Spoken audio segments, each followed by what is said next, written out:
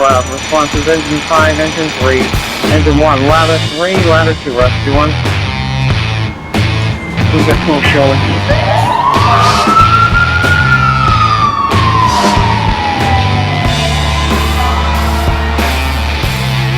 Division 1, you're on location, box 23, reporting smoke show on 727.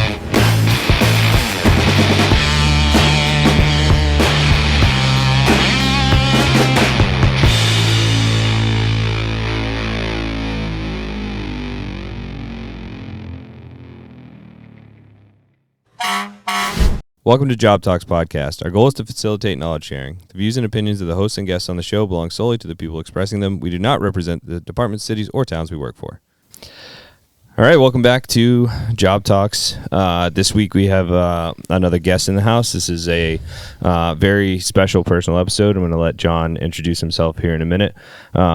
This episode is going to be a little bit deeper than some of the stuff we've done. A little personal experience. And we appreciate you, John, coming on and talking about this stuff. We'll let Barry introduce it and you introduce yourself going forward. As always, just make sure you follow us on our social medias. And thank you very much. We'll get into it. All right. Welcome back for another episode, guys. Very special guest, close personal friend.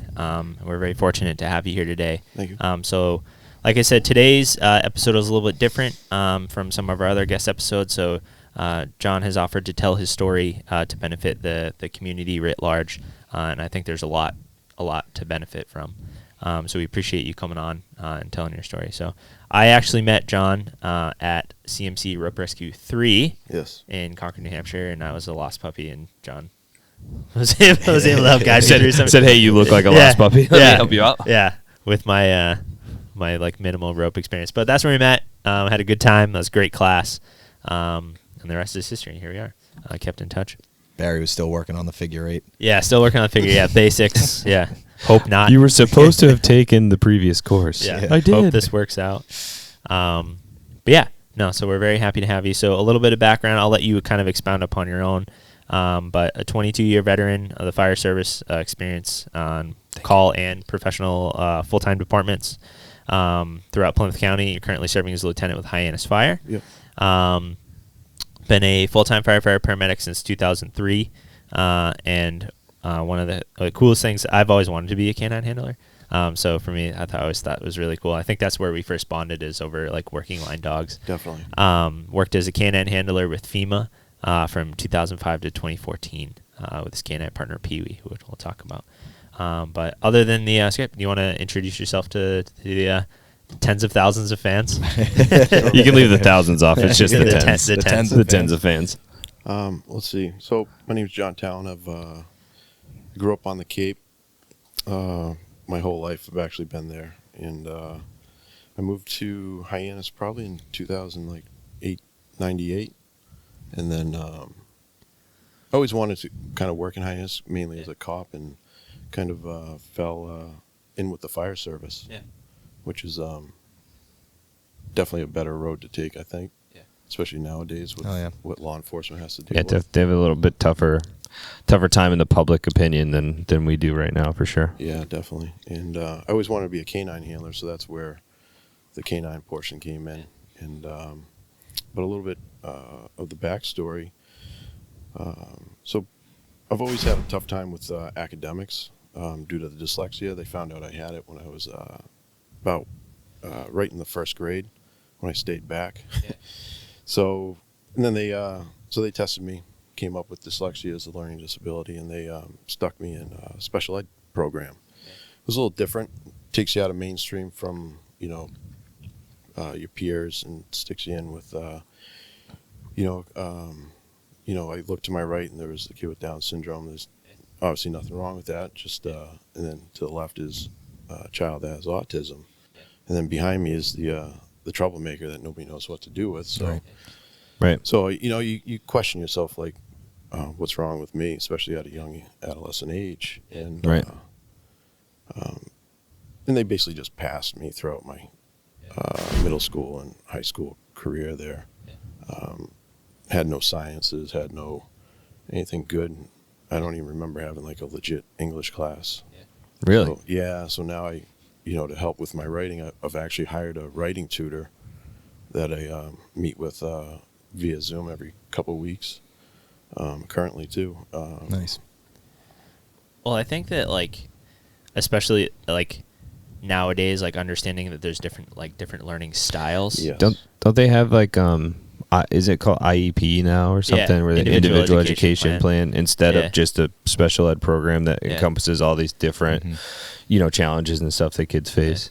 Because like looking at your notes, like you struggled with from an early age, like starting there, like you struggled with the dyslexia, but then like later on, like and I remember discussing at Rope, like you have a very high affinity for like cardiology. Yes. You know what I mean? So I think it's nowadays like differentiating, like we used to put all these people in like classes, like, oh, like maybe like he's just not getting it, right? But like it's different like aptitudes and learning styles to where like now you have all these specialty skills, you have degrees now, and maybe it was just like a different approach would have been more warranted, and to where like you're probably able to like interpret ECGs at a level that like someone that may like went through high school like perfectly fine, but can't hold a stick to your ability to interpret a 12 lead. You know what I mean? So Right. like I feel like it's just like different learning styles. I found it was kind of cool that in the notes where you said growing up you didn't feel like a particular draw to the fire service and wanted to join law enforcement, which is kind of ironic because we always do a question of the day at the end. I always tell people like if I couldn't be in the fire service, I'd want to be like a state police canine handler. Right. But it was kind of cool that you initially, and some people like you said you didn't have a particular draw to the fire service early on either. Yeah, that wasn't. I was just looking for something post-military and fell in love with it. Yeah.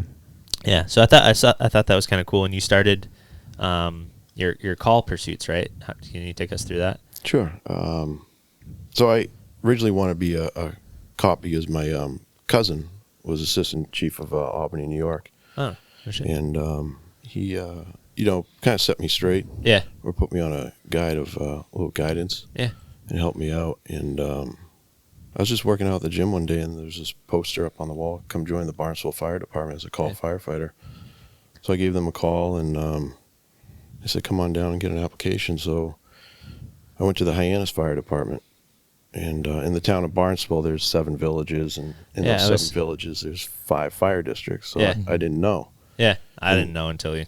Yeah, and I didn't know that either. Because Yeah. looking now, it makes sense.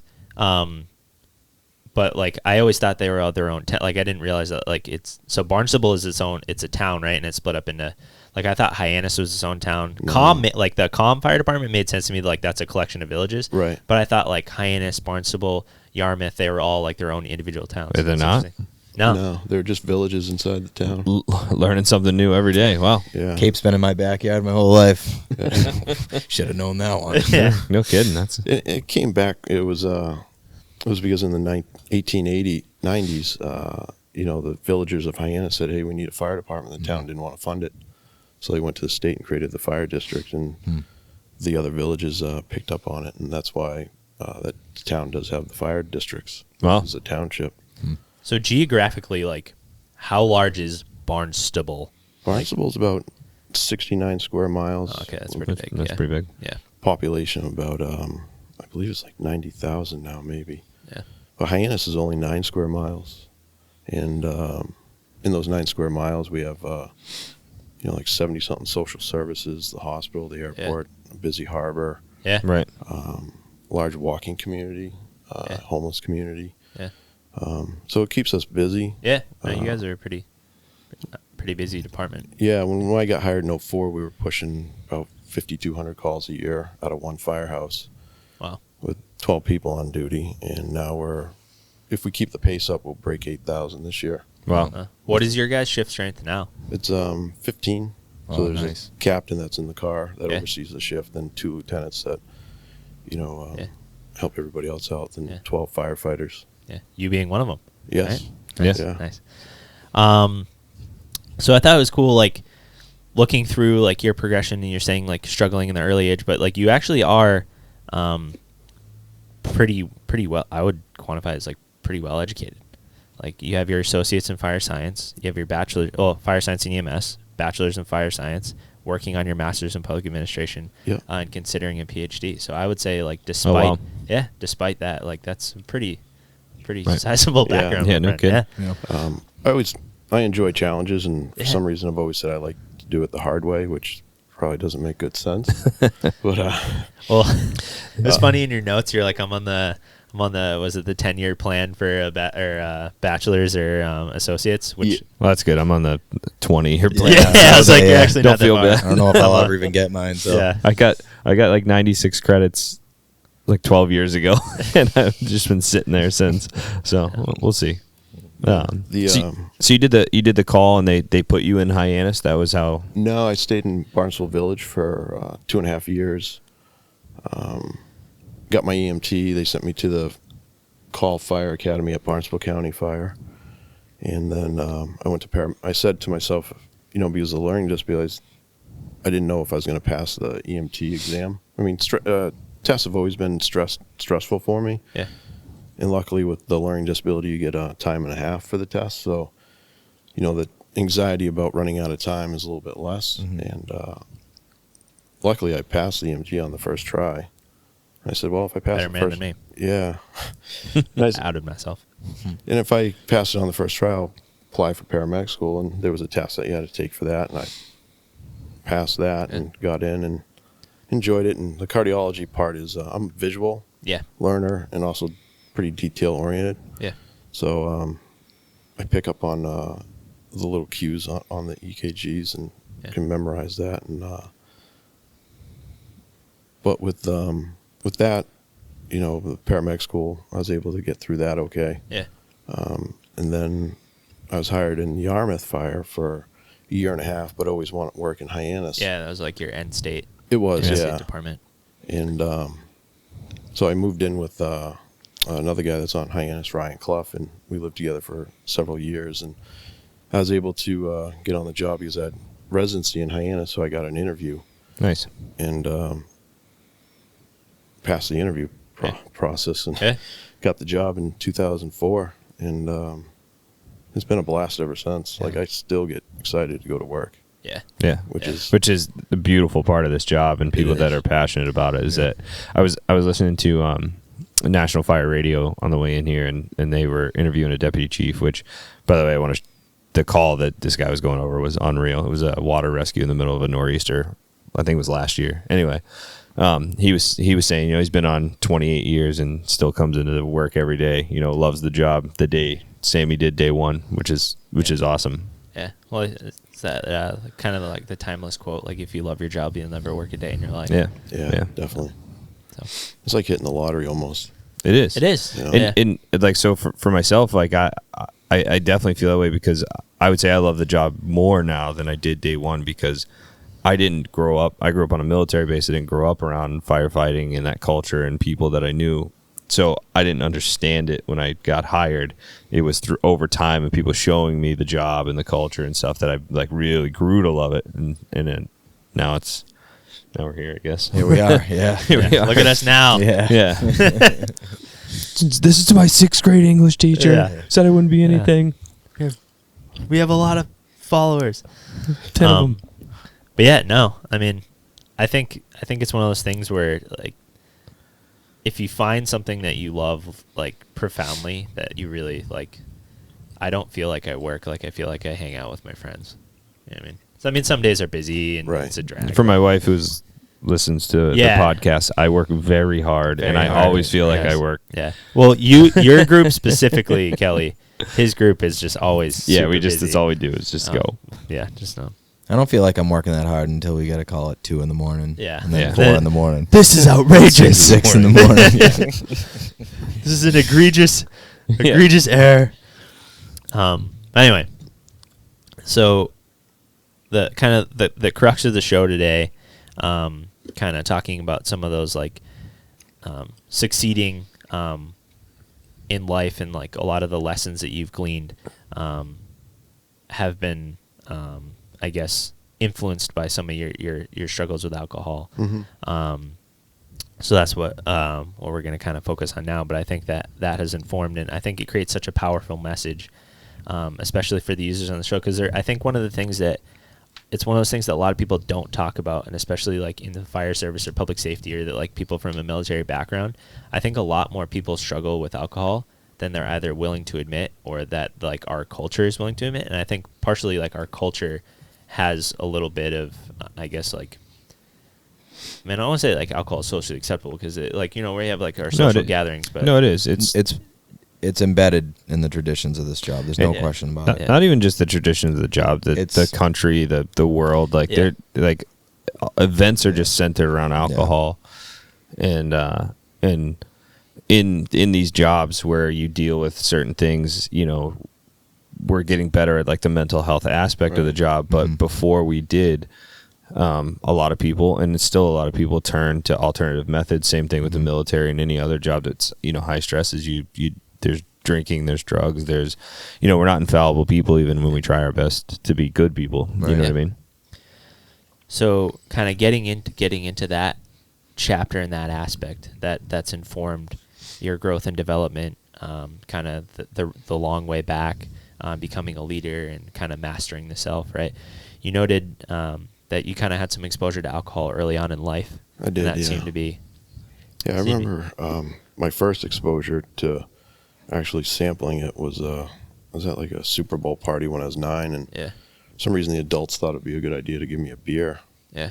And so I drank it, and it was even more interesting that my mother didn't really have much to say about it, you know? Yeah. And so I spent the rest of the night vomiting. Yeah. And then I didn't touch alcohol until I was about 17. Yeah. And it was just occasional. It was like more peer pressure than anything else. Yeah, I think it's like the high school age. Right. But once I got in the fire service, I kind of stopped for about a year and a half maybe, just because I was really big into physical fitness and working out and running and stuff like that. But then for some reason I just started picking it up. I think it was more of a social thing than anything else. Yeah. Yep. And, you know, it's quite accepted and part of our cultures to have alcohol, you know, and to drink. The one thing I don't like to do is tell people, like, you shouldn't drink. Like, that's none of my business. Yeah. You know, and it turns people off when you tell them they shouldn't do something. So I'm not interested in that portion of my story. But what I will note is that, you know, just watch what you drink, and especially the progression of it. Right. Like if you start the job and you're like maybe 1 or 2 beer person, and 5 years into it you're down in the 6-pack. Yeah. And then you know, a few years later you have the 12-pack or an 18-pack. Yeah. That's something that you know, look for the root cause. You know, what's actually going on. You know, everything in moderation. I learned that from a patient I had that was 101 years old. Yeah. We asked him what his secret was, and he said, "Boys, everything with moderation." Right. So I think there's a lot of truth to that. Yeah. I thought like there's so many, like going through your notes, like there's so many things that I found profound. But one of the things that I thought was cool is, like you said, like that you're not here to tell people like you shouldn't drink alcohol or you shouldn't do this or you shouldn't do that. But it seems like very much that you're a realist about like you said, like everything in moderation, and you're not here to lecture people about like, hey, you shouldn't be drinking, but kind of that deeper philosophical, like turning into the self, like recognizing like why is there an increase in my rate of consumption of alcohol, or it could be anything, like you said, like whatever the coping mechanism is. Right.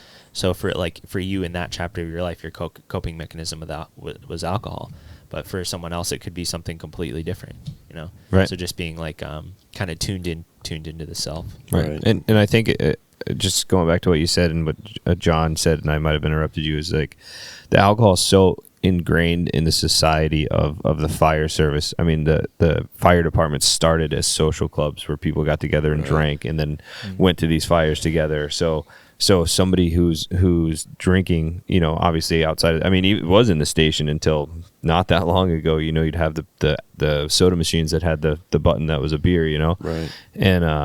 And so I think that it can be hard. It can be hard for somebody who's struggling to have somebody help identify it for them, because it's just so socially accepted. And then I think it's hard to like identify an issue in yourself, because it's like everything you do again is centered around it. So I was just like kind of reading the notes. So when did you Like, what was the progression from what you felt like was picking it back up after that year of being off to, oh shit, like I need help? It was about 5 years later, so probably 2005-ish. I started noticing, looking back, I'm like, okay, so the 1 or 2 beers wasn't enough, and it was like 3 or 4, so it wasn't nothing big. And there was a couple calls, that, if you're in public safety, you're gonna experience things that people just shouldn't see. Yeah. And one of them, I believe it was like 2007 or 8.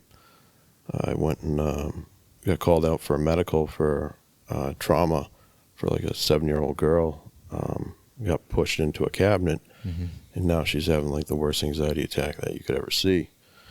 And so we're going down the trauma route because they said she hit her head, and so we're trying to calm her down so we can call her and put her on the backboard, which was like a thing back then. Yeah. Now, because of the new protocols, it's not. And we were talking to her, trying to calm her down, and just everything we were saying and doing just wasn't working. I could hear the father behind me, "What's wrong with my daughter? What's wrong with my daughter? What's wrong with my daughter?" And something in the fire service we don't like to have to say is turn around and look at somebody and say, "I don't know." Yeah. Right. So that was definitely a challenge. And then while we were bringing her out, we had her C-collared and backboarded, and going across the front lawn and getting into the ambulance, middle of the front lawn, she starts frothing at the mouth. Yeah. So here she is supine, and you can't really sit her up quickly. Yeah. Right. So we did, once we're in the truck, and protected her airway. Got to the hospital and gave a report, and she went into cardiac arrest, and that was the end of it. Right. For her. It's awful. 7 years. Yeah. Yeah. And come find out, she had a spontaneous brain bleed. Yeah. She had an aneurysm, and so what we did was kind of appropriate treatment. Yeah. Just for what we saw and knew. Well, especially at the time, Yeah. right? Yeah. Yeah. But so our treatment didn't really affect it. Yeah. Or at least the outcome. And I'm pretty good at hiding emotion. Yeah. Yeah. I've heard people say, "Oh, you're kind of deadpan." I'm like, well, Yeah. it works out in our career. Yeah, yeah. absolutely. My wife of- calls me an emotional robot. Yeah. And but people in the ER that we go in there 20 times a day, and we only go to one hospital, so the techs and the nurses and the docs, we get to know each other, and they're all like, "What's wrong?" I'm like, nothing. It took me, usually I could write a report pretty quickly, but this one took me like an hour plus to write, to just sit down and get my mind focused on it. Just to have to recall it. Yeah, and be able to focus to write it. And I think that was kind of the start of, definitely the progression from, 3-4 beers a night into the 6 to 8 category. Yeah. And I always kind of drank like somebody was trying to take the drink away from me. Yeah. And so I was always on a 2-to-1, 3-to-1 ratio of people. Right. And then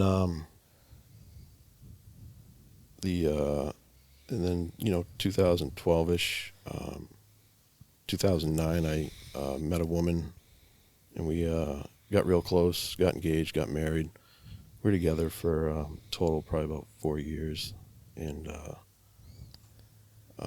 it was kind of sad because I'm definitely not perfect, far from it. No, none of us are, man. No, 100%. In the sad part is a couple sad parts, but the only time I could feel like I could talk to her and open up is when I was drinking. Yeah. So that just encourages you to drink more. Yep.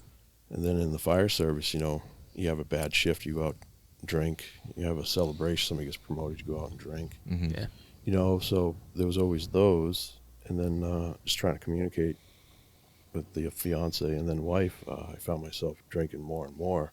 Yeah. And I actually stopped for 1 week during the marriage, and like we barely talked.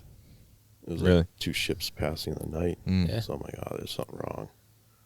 And then something I'm definitely not proud of, and It's definitely hesitant to tell people, especially on a recorded podcast. But Which, by the way, you don't have to say anything you're uncomfortable with, just so you know. Thank you. Yeah. But I stepped outside the marriage, and that was the downfall and the beginning of me drinking more.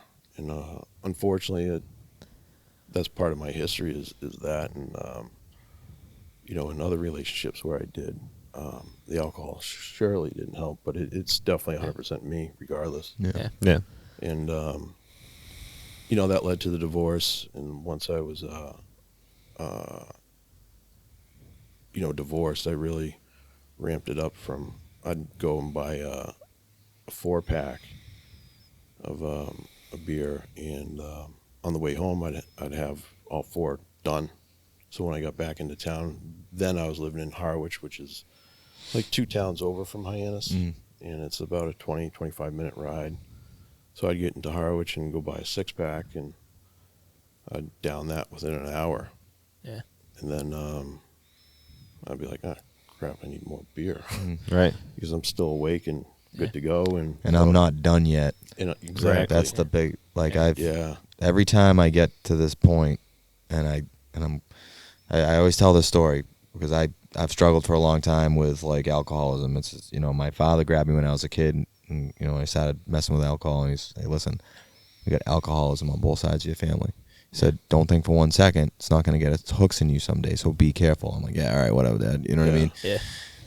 And I mean, I more or less had it under control most of my life, and then it was like, all right, there were times like this happened to me a few years ago. I'm just going to have a beer with my uncle, but then it turned into 3 or 4 beers, but they were like, high test IPAs, stuff like that, right?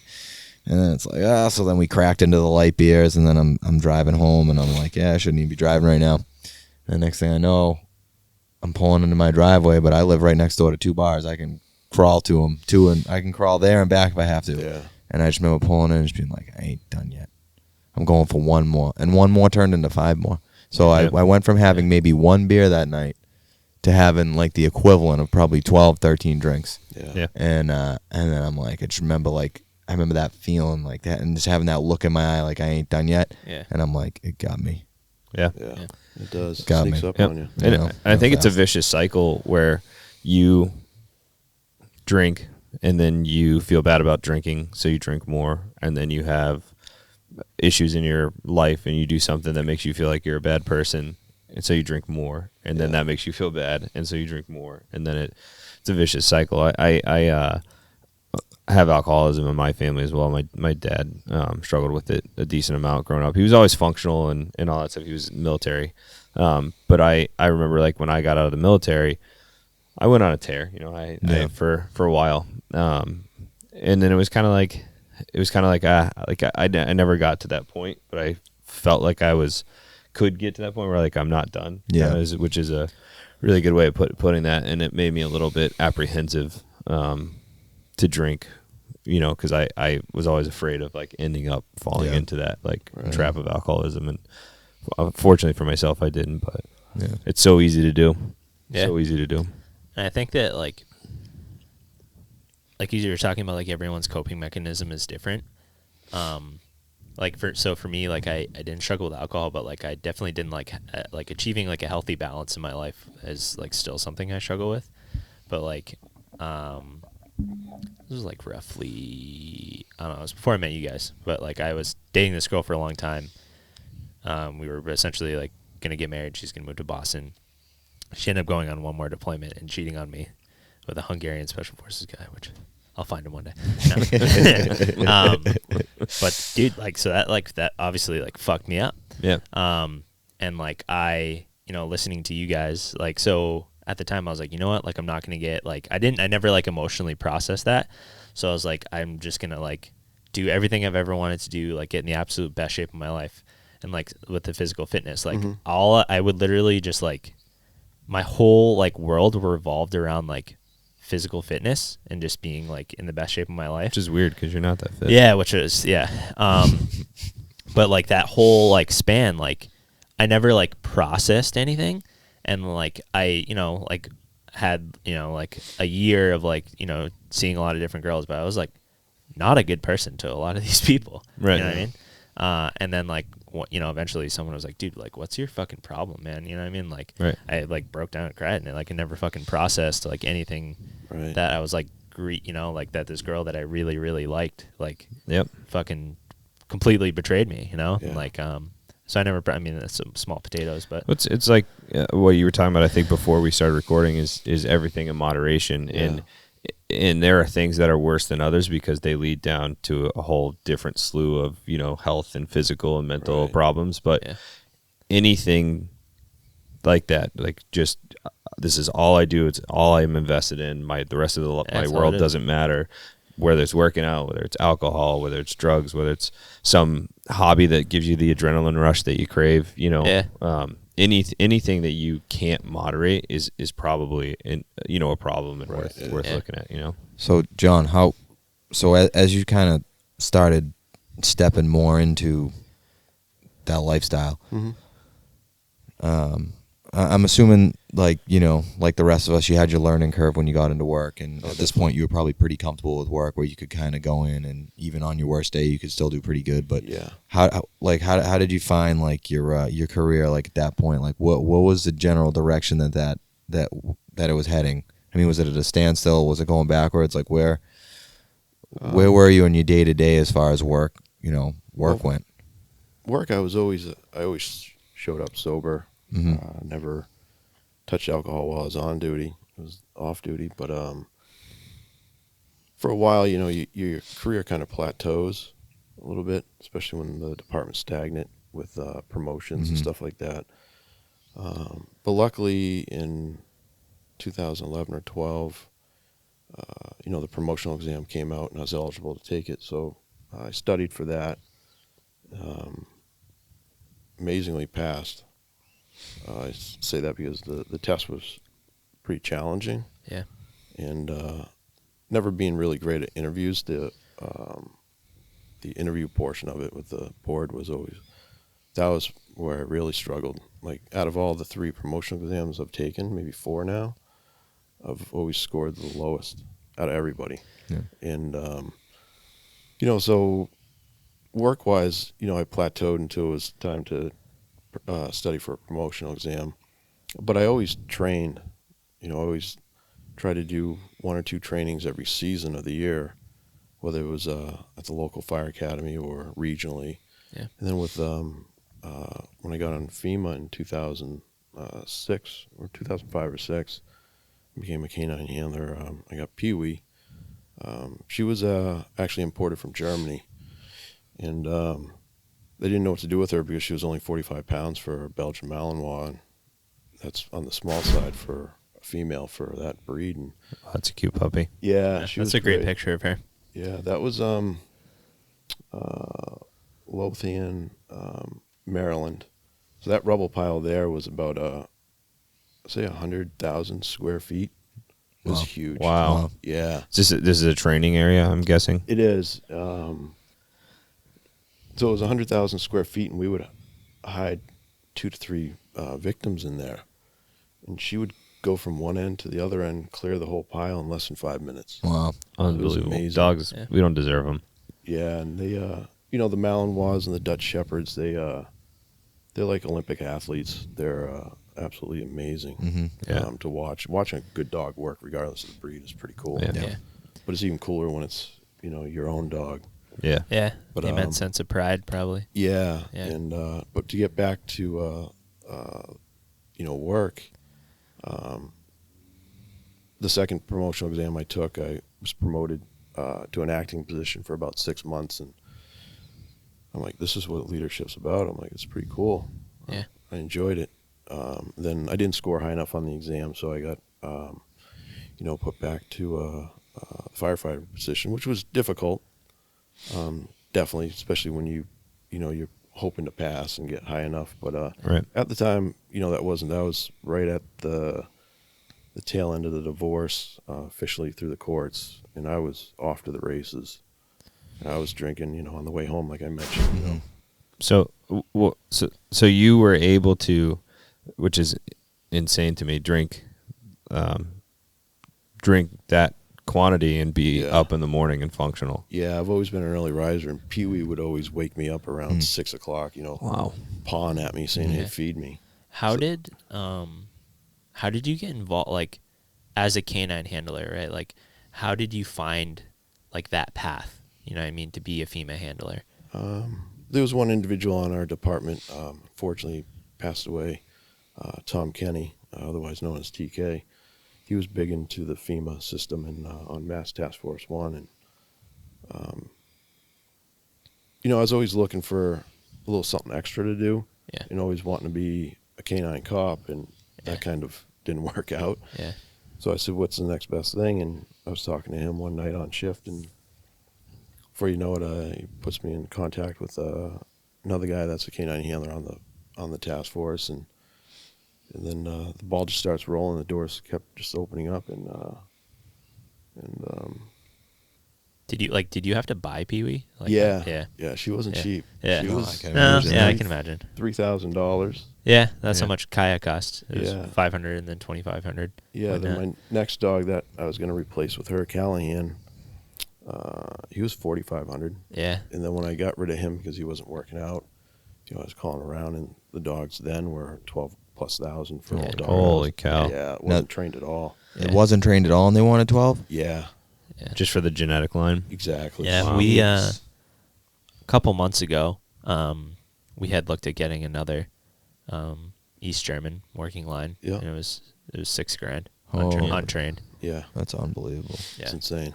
Erica said no. I think that makes sense. now that and listen, it's different with these like highly trained dogs, and I get it, but after COVID, there was barely an adoptable dog, right? Yeah. And so like people were selling dogs, like even like mutts, like not Yeah. with no great, selling dogs for like crazy Yeah. money, and it's just Yeah. like people have such a high value on dogs and pets now. It's kind of insane how much you got to pay for Yeah. a dog. You Yeah. know? That was in 2015. I was looking Yeah. at a third dog. Yeah. Wow. Yeah. So I don't even know what they go for now. Yeah, I can't imagine. Yeah. That's crazy. That pup, his name was Rip. I really want. I'll show you pictures of him.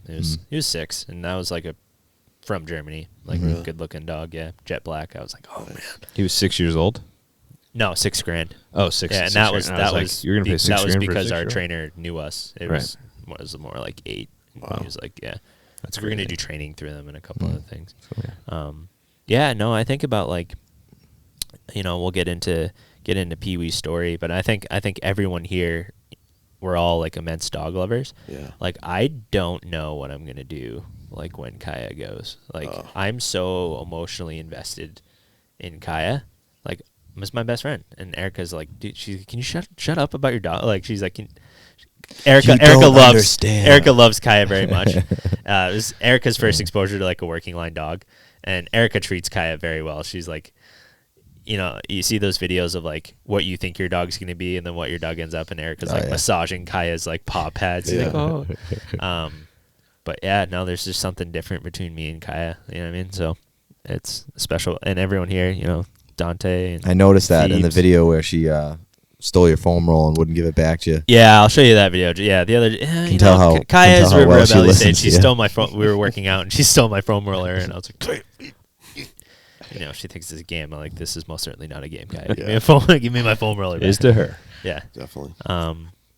But so in your experience with Pee Wee, you guys went all over. We did. We went on 3 FEMA deployments and 2 local deployments. Yeah.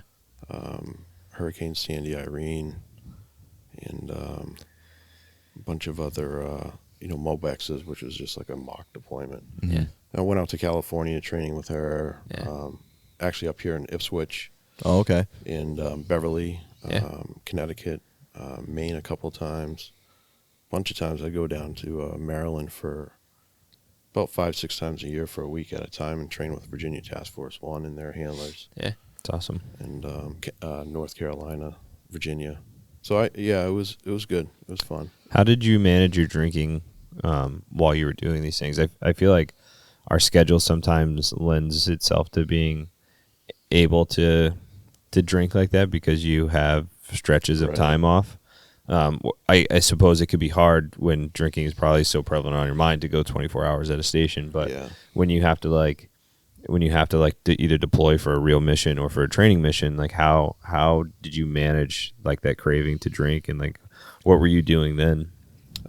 It wasn't easy, but it's not healthy. But a lot of first responders can do it quite easy, and that's compartmentalize, where you can just put something in your mind in a box and move on to something else, like leave everything that's going on at home in one box and go to work and deal with everything at work. And when you walk out the firehouse door, you're back venturing into that box with your that your family's in and opening that one back up. So I was able to compartmentalize. Yep. It was a challenge. Some shifts at the firehouse, I would take a vacation night or something, and because the local brewery had a new seasonal beer out, I was like, oh, I want to try that first night out. So Yeah. Right. why not? And but during the training at night, it was everybody drank, Yeah. and I was still 2 or 3 beers ahead of everybody. Yeah.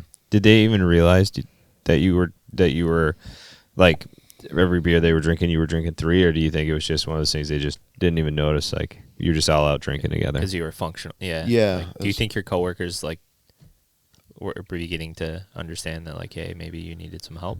Yeah, there was a couple of coworkers that were like, "Hey, you got a problem. Yeah. Right. You're not right." And I was like, I brushed it off as a joke, Yeah.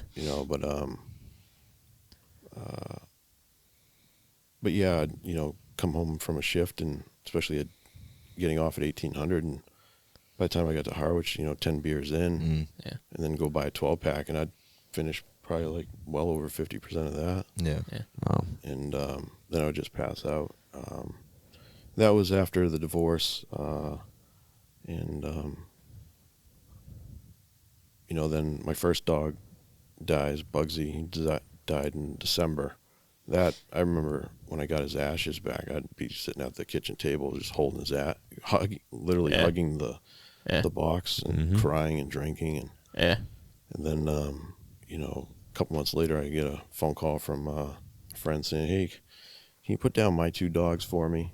Yeah. Oh, jeez. Because I can't do it." I'm Yeah, like, that's tough. you gotta be kidding me. Yeah. Wow. But I did it, and that wasn't easy either. No. I was off drinking Yeah. for that. And then April 15th of 2017, no, 16, sorry, at 14:10, I had to put Pee-wee down. And, that, I was wondering if I was going to get choked up about Oh, this. yeah. No. But Yeah. it's obvious. Yeah. Yeah. Yeah. One of the last things she did, she licked my arm. Yeah. That was like as they were pushing the medication. And, Yeah. Yeah, that would fucking kill me. yeah, it did. Yeah. Took me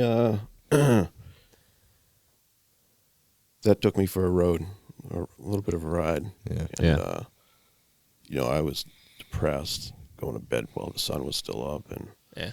drinking. I'd start drinking around noon, 24 beers in about 6 hours.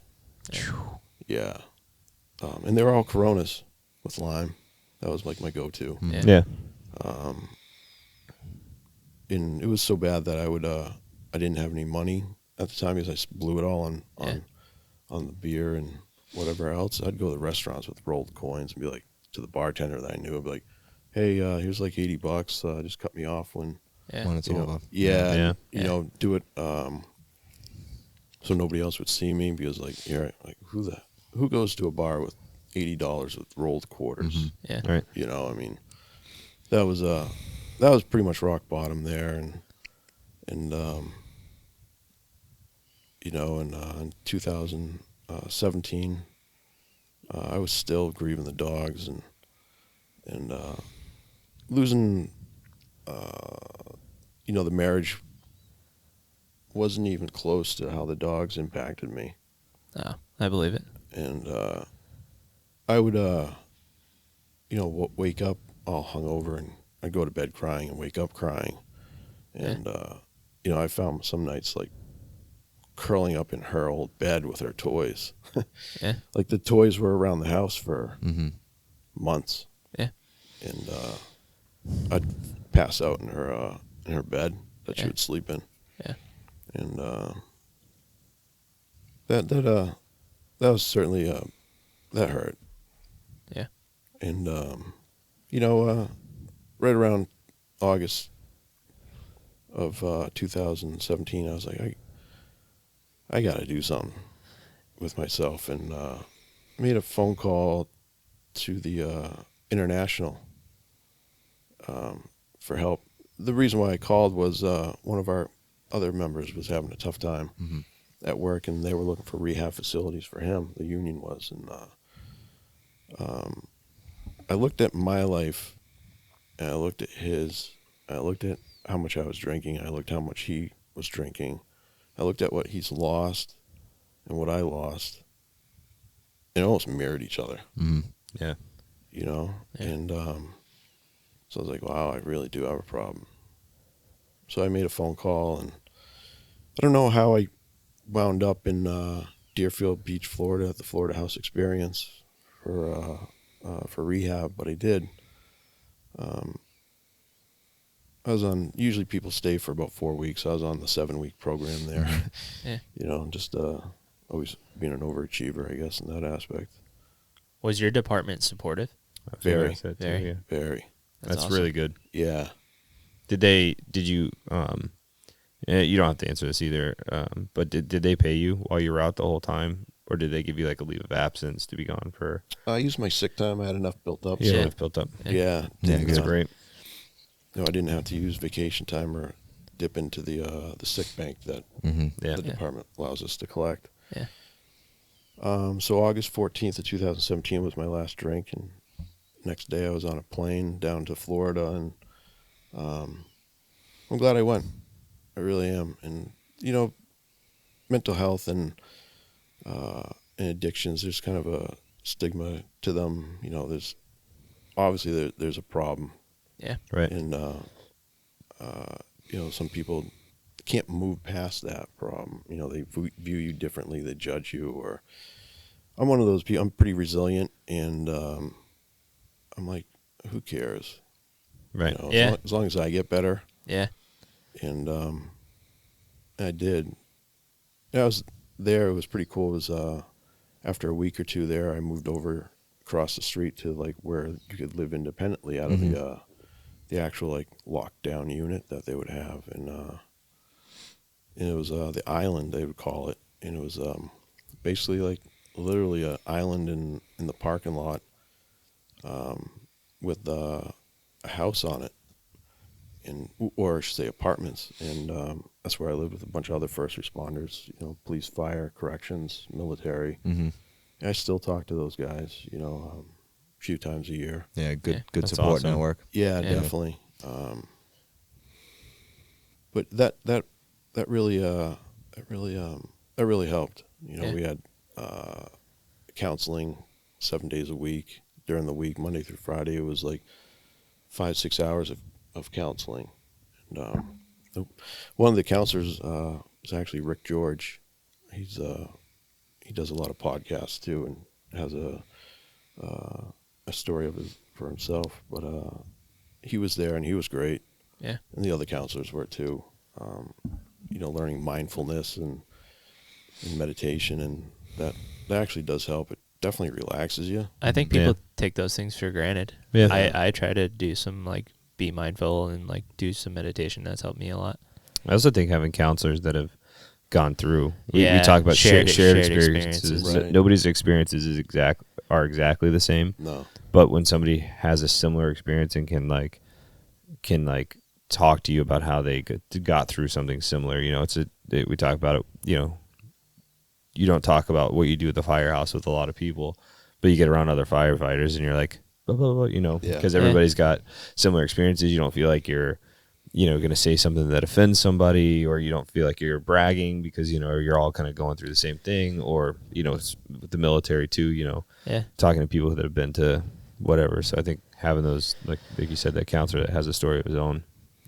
And I think that like having someone with a shared experience is almost like disarming, because otherwise it feels like people be like, oh, I understand. And your immediate inclination is like, no, you don't. Like you can Right. try and get there, but you really can't. Right. So like having that strong support network, like, I mean, obviously this is my support network, but You have a very weak support network. But like, no, Go dude, like, Barry. Yeah. But no, dude, like I remember, like as far as like shared experiences, like me coming back and like calling you because I had some concerns about I was having some like pretty like violent thoughts and like reintegrating from like not as remote as you, but it's like fairly remote, and being uncomfortable in certain situations and having some violent thoughts that I was like, oh, like am I fucked up? And called Will, and Will turned me on to some good resources. And first thing he says is like, no, you're not fucked up, you're fine. Like, Yeah. But first thing is like admitting that, like being mindful.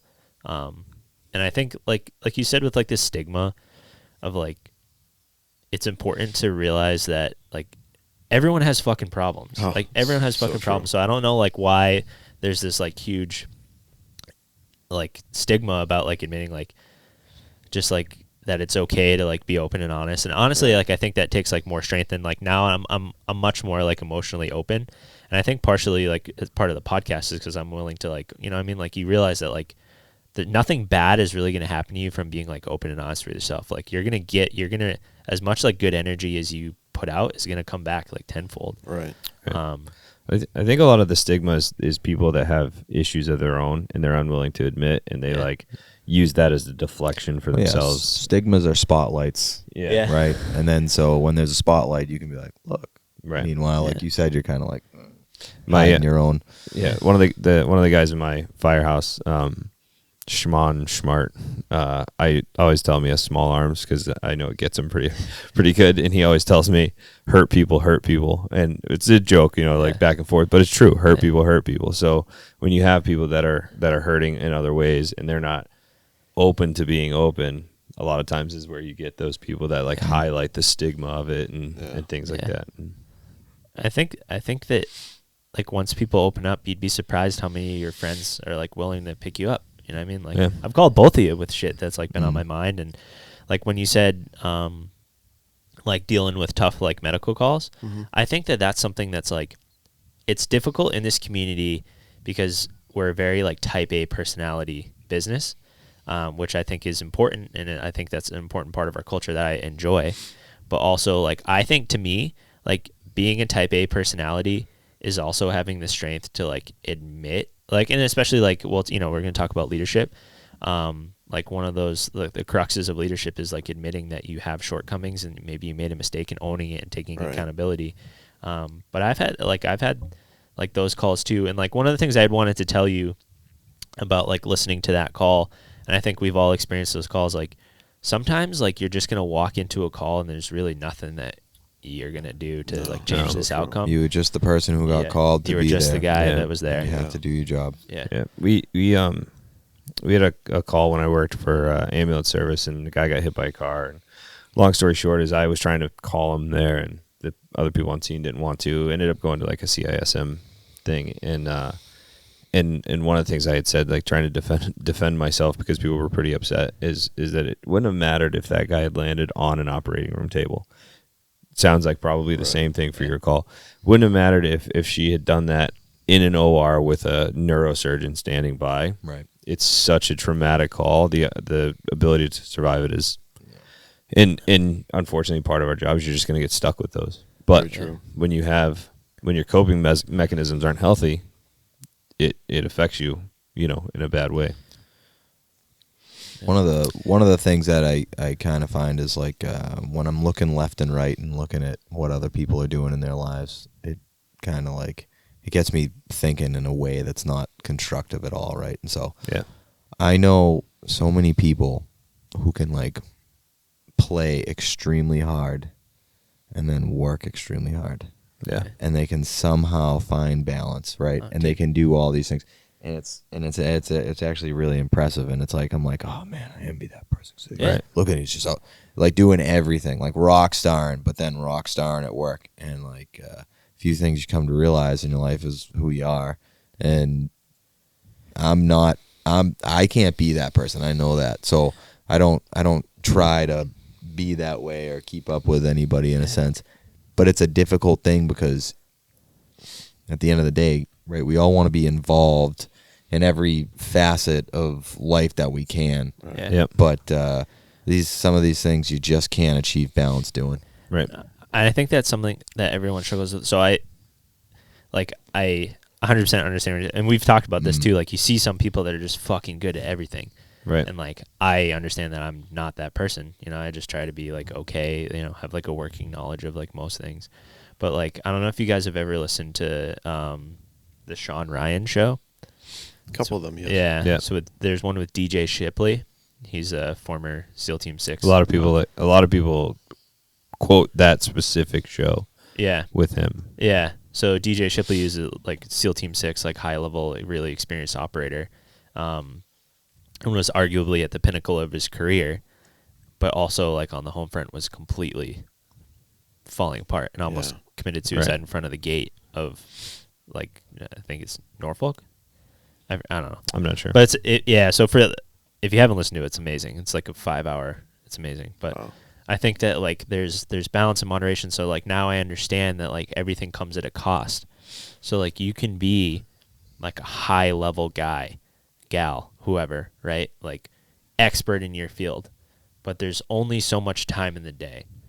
And like that's either like spent with your friends, your family, your children, mastering a craft, right? So like these are choices that people make. So like these super like high performers, and they might not have like children, or they might not have like meaningful relationships outside of like I'm really good at this one thing. So Right.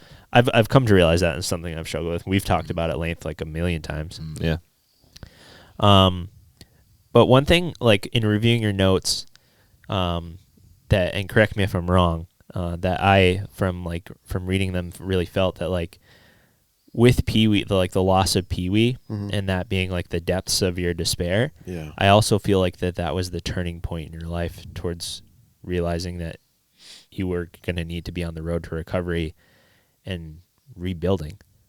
Like, so it's an interesting dichotomy to me. That's what like, and I could have interpreted it wrong, but I feel like that was the moment, like Pee-wee, like the loss of Pee-wee, but also like Pee-wee serving as a guide to changing your life. On and that I know everybody grieves differently. There's a different process for everybody, and there's stages and stuff like that, but I never knew that a dog would impact me, that like the bond, like you have a dog and you have a bond with a companion dog, but when you add the working level to it and all the people you meet with that, it adds to it. So definitely.